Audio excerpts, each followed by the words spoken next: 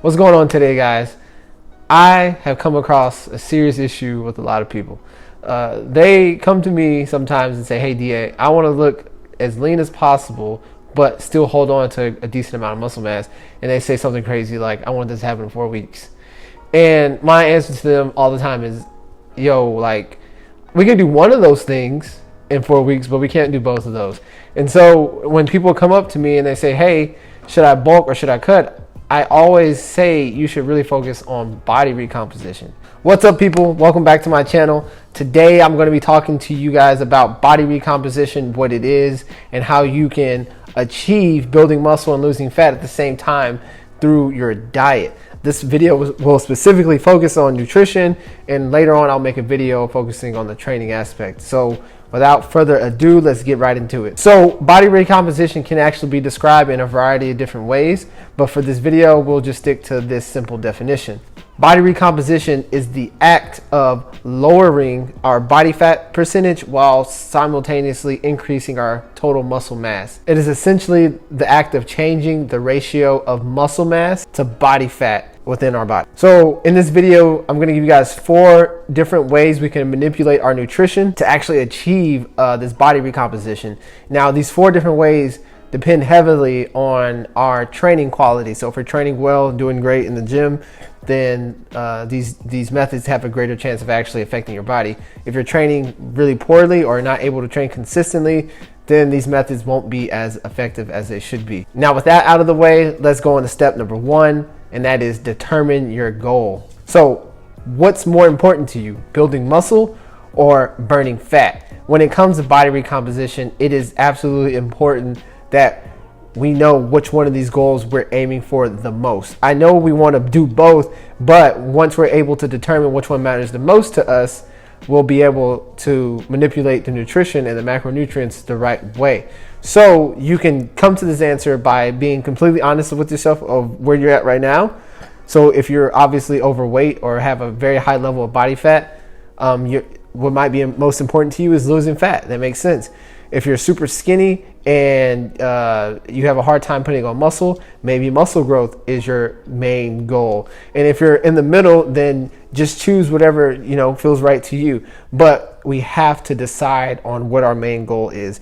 Is it fat loss or muscle growth in the grand scheme of the whole body recomposition process? Onwards to step 2. Step 2 just involves estimating our total maintenance calories. There's multiple ways to do this. I'm going to share with you the 2 most popular ways. One would be to take your body weight and multiply it by a factor of 13 to 16. This is the easiest way, but unfortunately it only relies on 2 variables, your body weight and you picking a number between 13 and 16.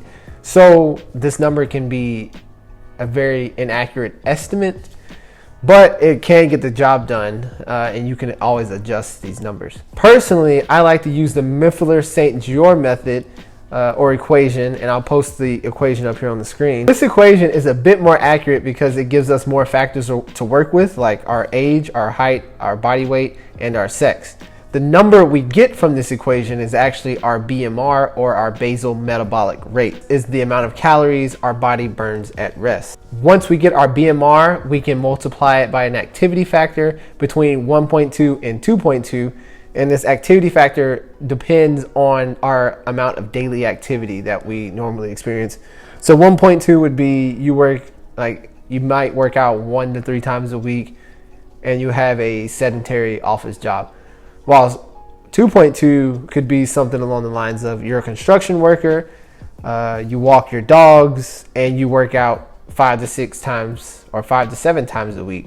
So you have to, it's a bit of guessing, but again, this number is an estimate. So just try to pick the number that works best with you. Once we get this activity factor and multiply it by our BMR that we got from our equation, that is how we arrive at our maintenance calories. So as a quick example, I'll estimate my maintenance calories for you guys. So right now I'm about 190 pounds. For this equation, we have to convert pounds to kilograms. So I'll put the equation on the screen for you guys to see, and you can see I do 10 times 86 kilograms. And then I add that to 6.25 times 178 centimeters, which is 5 feet 10 inches. and I subtract that from 5 times my age, and then I add 5, and this will give me a total of 1,848 calories. So 1,848 calories is my BMR. So now I have to take that BMR and multiply it by the activity factor. I am working out around 5 to 6 times a week,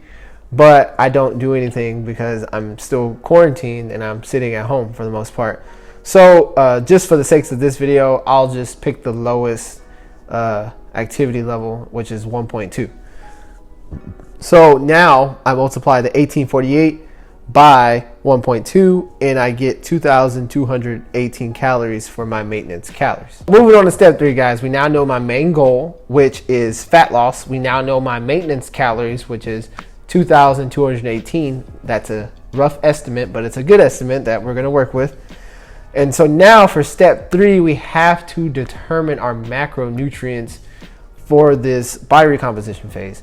And so we'll start by determining our protein macro, then we'll go to the fat macronutrient, and then we'll give the rest of the calories to our carbs. Now, for step 3, it's a little different depending on what your situation is.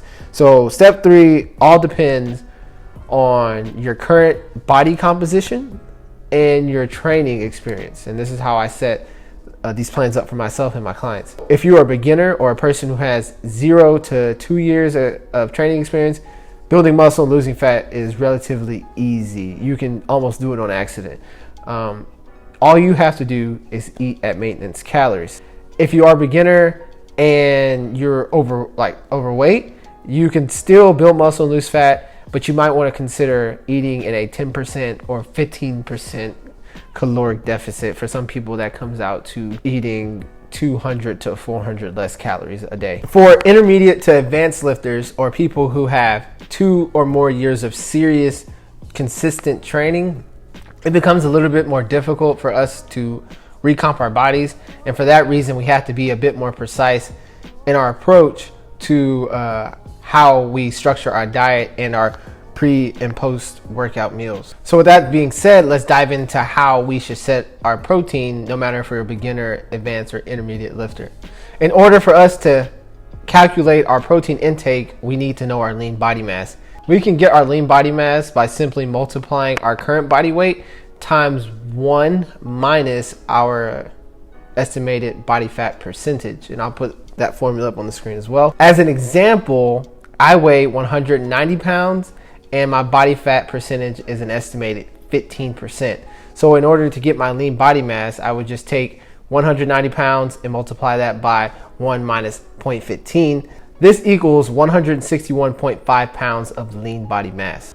After we get our lean body mass, we want to multiply it by a factor of 1.2 to 1.6. The leaner we are, the higher we want that number to be, because it becomes harder to retain muscle mass once we're lean. The higher body fat percentage, the lower that factor can actually be. So for my sake, I'm just going to take my 161.5 pounds of lean body mass and multiply that by 1.3.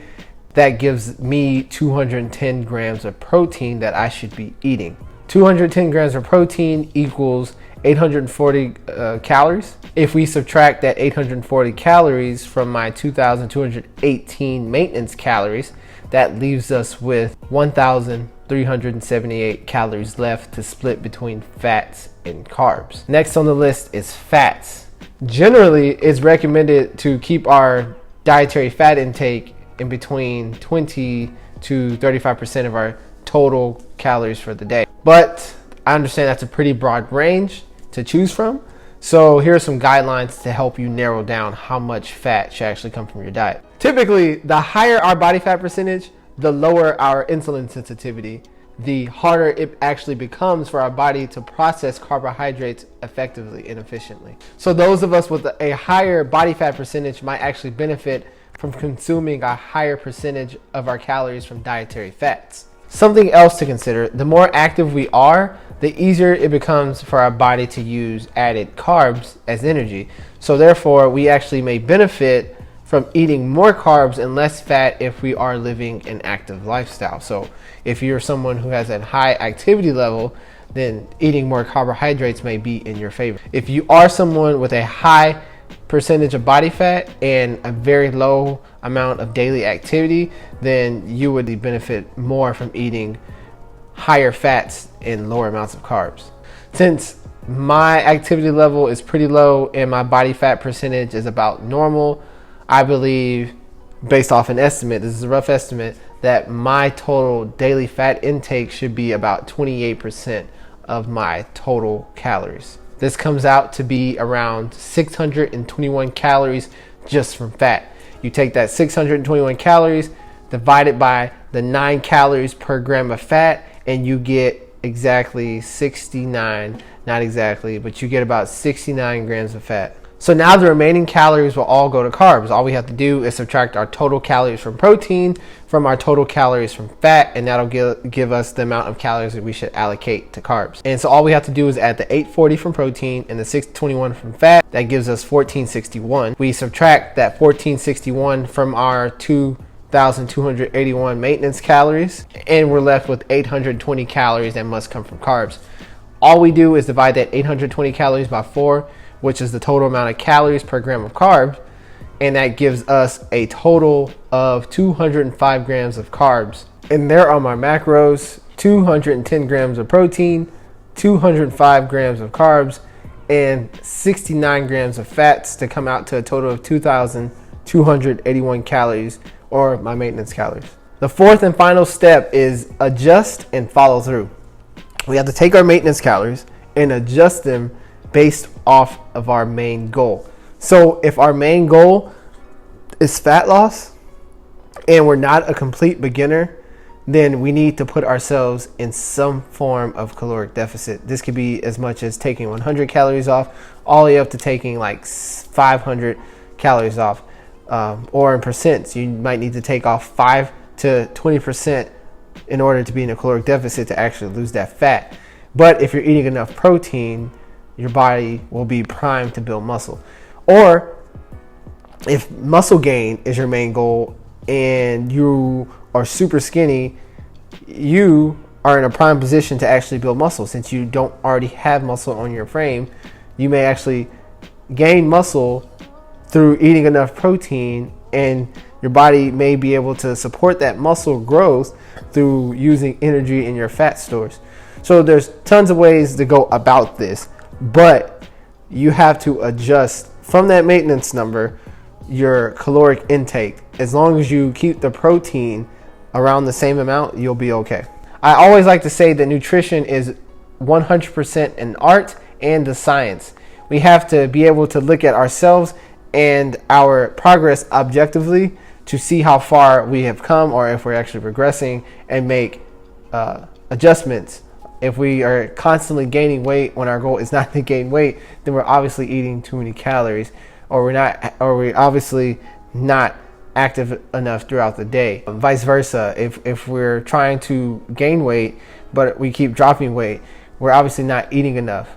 So we have to be able to look at ourselves objectively and say, hey, where can I change as far as my nutrition goes to get myself on the right track? And that's all I have for you today, guys. I really appreciate you sticking out to the end. If you like this video, if it helped you in any way, please give it a like. It'll help me out and encourage me to keep on going. If you have any other ideas for any other topic you would like me to cover, comment below. Other than that, guys, I'll see you guys later. Have a great day. Peace.